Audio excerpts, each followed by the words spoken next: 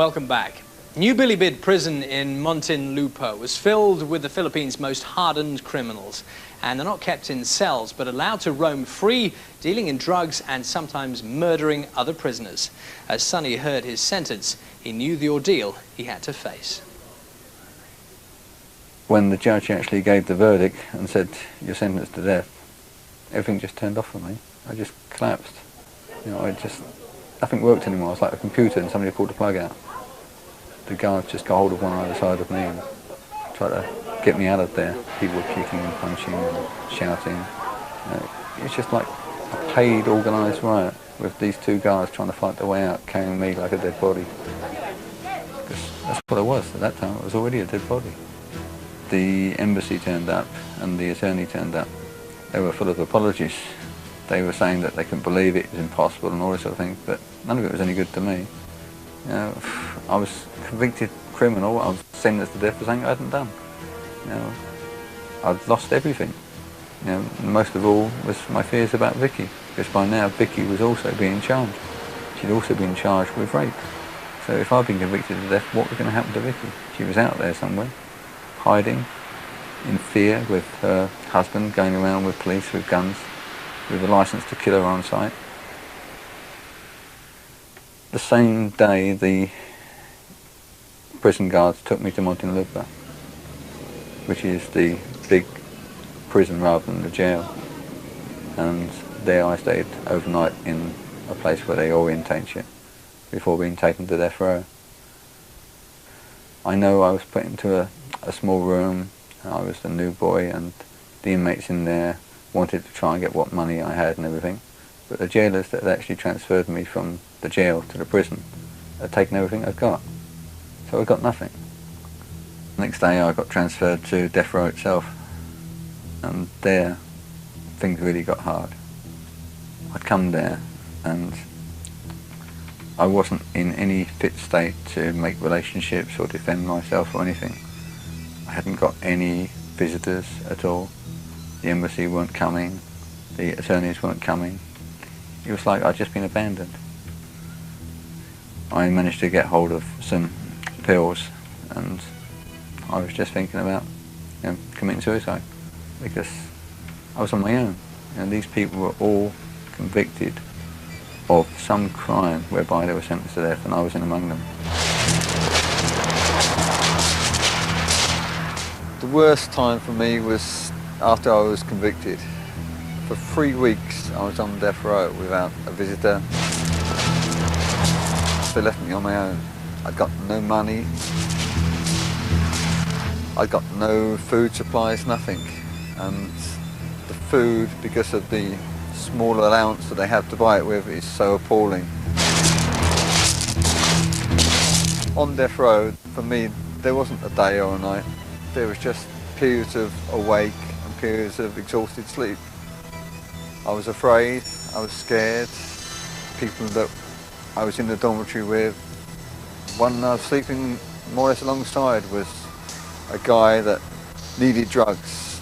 He was volatile. You could never be sure what was going to happen next to him. Another one had hacked his wife to death. He was under mental health supervision. I've seen roommates suffer. And I constantly, 24 hours a day, had to concentrate merely on surviving, because survival itself was a 24-hour job. I knew I wasn't going to come out alive. It was all a case of I had to win though. I had to keep the letters going. I had to find a way to get a successful appeal, because I hadn't done anything. Moreover than that, Vicky hadn't done anything, and yet she'd put her life totally on the line for me. And I was so afraid that, you know, she'd sacrificed her life for mine. Those first 3 weeks that I was in there were so horrific for me that I couldn't get my mind together. I was in Muntinlupa on death row with drug users. Some of them were being supplied by Pio Pasco. Any one of those could have stabbed me. And this guy is going around saying publicly that he wants me dead, and he's putting a price on the woman I love's head. So I didn't really ever expect to come out alive. I actually managed to survive because I built relationships. I decided to set out and on the one side write, like I've been doing in the jail, to outside organisations. On the other side to talk to inmates and try to help them a little bit with their cases. There's certain groups that I managed to write to. They're just people with hearts. People that were writing as friends, that were putting their feelings into postcards. Little postcards, just a few words saying, you know, don't worry, we're behind you. Come on, keep in there fighting. These were the things that kept me going. Sonny geared people up back home and around the world to campaign to get him released. His daughter Denise even managed to go out to the Philippines. When I saw my dad in the prison, to me it was really nerve-wracking because I didn't know whether he'd want to see me. I wanted to see him, but I didn't know what kind of condition he was going to be in, what state of mind or anything. You know, so kind of seeing him was going to basically make reality sink in. I found myself surrounded by people that were in there on death row for all sorts of crimes that I wouldn't have even dreamed about. He looked like an old man, and he hates me for saying it, but he did. He was unshaven, he was very skinny. I mean, if you can imagine, the person that I remember as my dad was a person that done handsprings in the middle of the road, and that was only like 2-3 years ago. So to suddenly see someone that didn't look capable of even sort of hopping along the road, it was a big shock. The fact that I always knew he was innocent, I knew in the theory that he'd be home, but I didn't know whether in the meantime, because it was such a long process, that he was going to get killed out there. I mean, when I left, I actually got a letter from my dad saying to me that 2 days after I'd visited, somebody was shot and killed exactly where I stood outside his cell.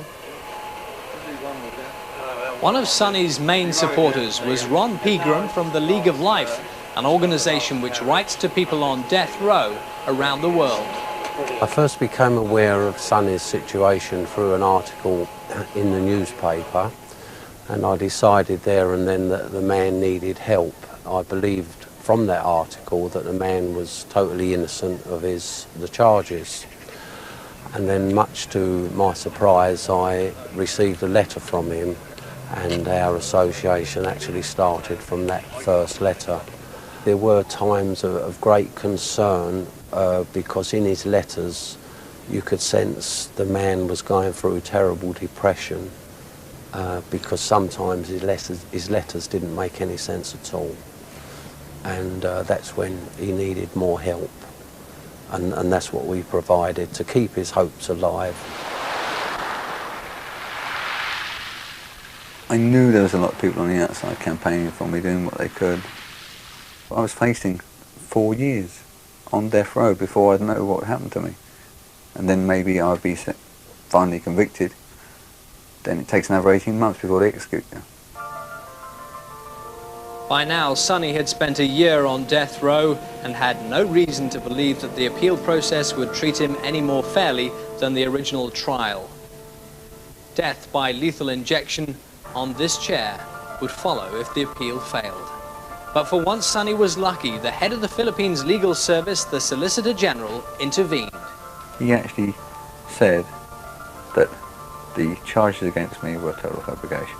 And he is the head of the prosecution. So you can't really get a stronger recommendation than that. And by doing so, he actually speeded up my release. It must be, as far as I know anyway, the fastest decision on record. Before Christmas, an inmate comes into my cell in the dormitory and says, "Sonny, you're acquitted." I couldn't believe it. All I could see was all the other inmates from my dormitory crowding into my cell. Not to congratulate me, but because I've been acquitted after a year and 3 months on death row. They've been in there for years. So seeing them all trying to crowd into my cell gave me that last fear. One of them among that lot is going to stab me. I couldn't get it out of my mind because I knew that Pio had drugs and drugs could get inside. And one of those was going to kill me. Now I was acquitted, I was going to die. I phoned up the embassy, and Alan Collins, who's the British ambassador, came down personally. Eventually, it was 10 o'clock, 2 hours later, when we found Vicky.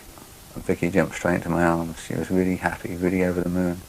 We went back to the ambassador's residence, and the ambassador's saying to me, we're going to get you out of the country.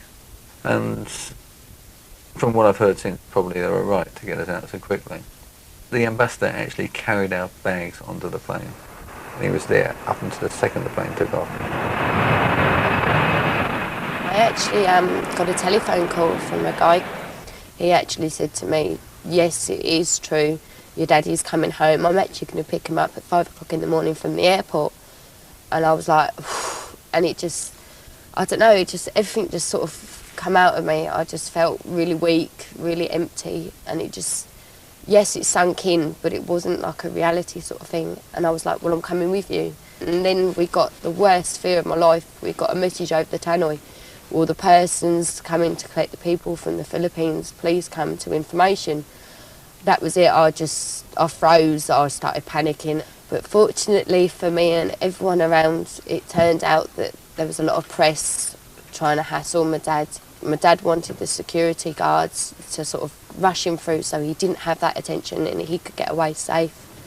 All I got on my mind, to be honest, at the time, was not greeting them or meeting them, but getting out of the airport, getting away.